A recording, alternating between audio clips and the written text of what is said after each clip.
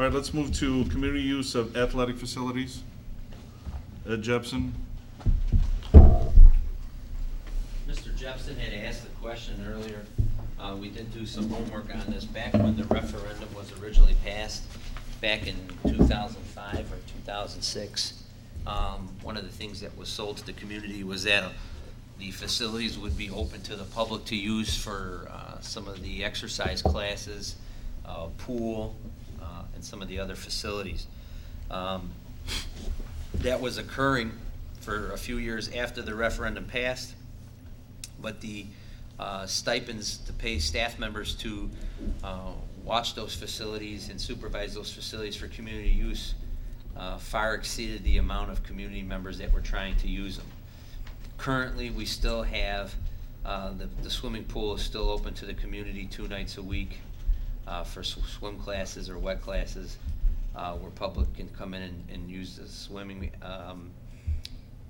There are some spin classes and yoga classes and those type of things now that Triton offers for the community to use. But I think about 2 or 3 years ago, when we were doing all the budget cuts, the stipends for paying weight room supervisors and people to sit at night in some of the exercise rooms for community to use them were eventually cut for lack of use.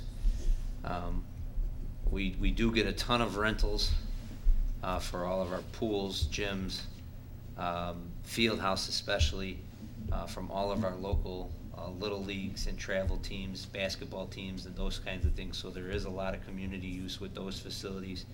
Our rental agreement has different pricing schedules, so that basically in-house or within taxing boundaries, those renters only pretty much pay the cost to offset wear and tear. You know, if there's overtime associated with it, or to have the lights on a Sunday, but they don't pay it. We're not making any profit off of those groups. Does that answer your question then? Kind of, but not. What about the workout equipment? Yeah, I was gonna, the workout rooms, the spin, if somebody wanted to come over and work out, I guess it would be helpful if we could somehow gauge the interest in the community, just get an idea of how many people would be interested in coming if it was available. I mean, I don't know how many people in the community know that Triton do classes here as opposed to, and frankly, some people don't want to be in a class. They just want to come over and work out when they can. And so it would be helpful to know, A, what's the interest, B, what's the availability of the various resources, to be used, so that we can figure out if there was something else we can add that wouldn't cost a lot but would still open up, some of the facilities at least to the general community as opposed to organized groups. I do agree. There is no pool in this area. And when we were talking about the pool, lap swimming there's not a lot of option to do lap swimming. And the LaGrange Y is gone unless you're a member at Loyola or maybe LA Fitness. So for the community, how do they get to use a health facility in their hours? If they're only these little, boutique hours, that's not helpful at all. And Well, I think I'm sorry, go ahead, continue first. Well, and the last piece, one of the other things that was thrown around was that we would look at possibly some other models, like Lockport. They too, when they did the renovation, they have the weight room, they have the pool, but they charge a small fee, not to make money, but to cover costs that the members, so it'd be, minimal, even less than I think the Y or something, but then they do get to use the spin machines and some of those things, but it pays for the person to be the weight supervisor.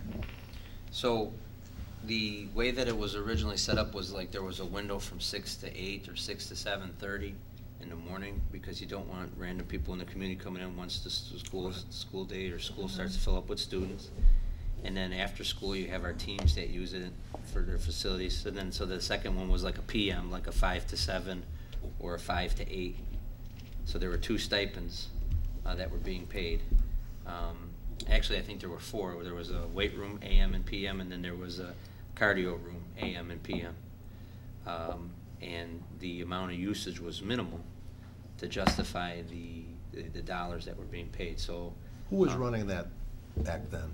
Like, who would have firsthand knowledge that's still here? Kevin? I can check with Bill Fry. Kristen and I can check, or Tim and I can check with Bill Fry. Todd Friedrich, who was the previous aquatics director. What about Denny Brennan? Who's that? Denny Brennan, is he a lunchroom guy anymore? Brian Brennan. Maybe I'll check with him. So I think he was getting one of the stipends. I could check with Eileen Pusateri as well as the business office to see if she knows who was getting paid or how that was working out. But we still do have 2 days a week, I believe, where there is lap swimming available for the community. When is that? Is that?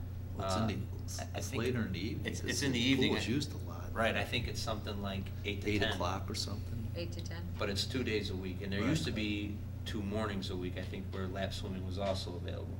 So I could check with And Bill that's Fry on a that.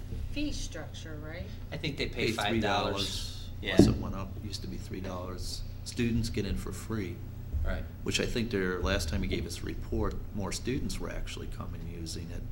Playing some water polo on Playing their water own. polo and just having fun, but, So the pool has been used a little more by the Right. community than the weight room and the spin rooms. So I could find out and see if I can get some firsthand knowledge. To be continued, I want to think about this further. Okay. Okay.